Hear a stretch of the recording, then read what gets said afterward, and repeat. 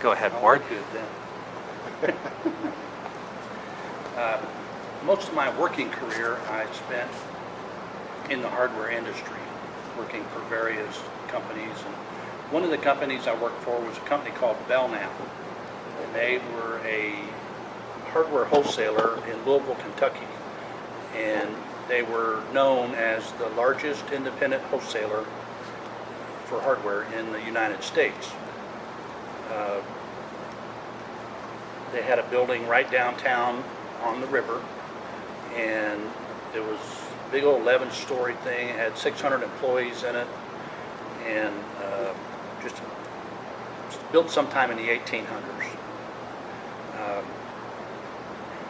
If you saw the movie called Demolition Man with Wesley Snipes and Sylvester Stallone, right at the beginning of that movie, the building got blown up. Well, that was the Belknap building, so it is no longer there. And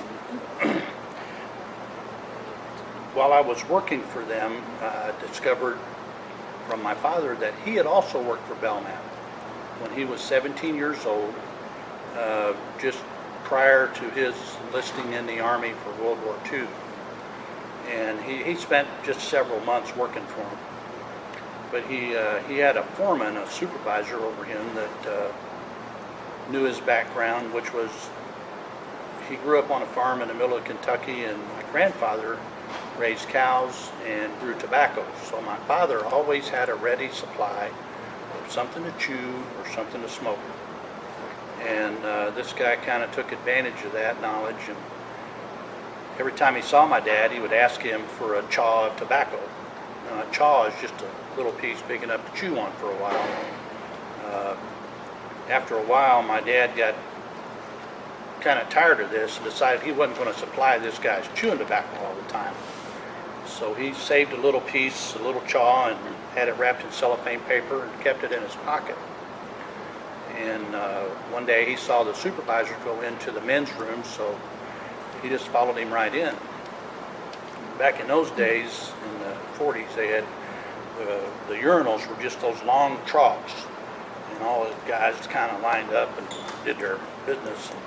So he made sure he got right in next to this guy, and while they were taking care of business, he pulled out this little piece of cellophane and unwrapped it with that tobacco in it, and put it down there and kind of moistened it up a bit, and wrapped it back up and stuck it in his pocket.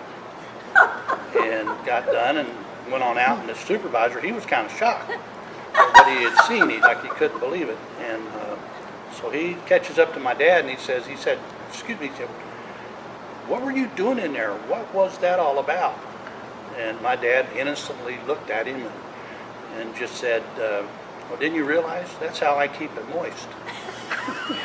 And this supervisor never ever asked him for another chocolate.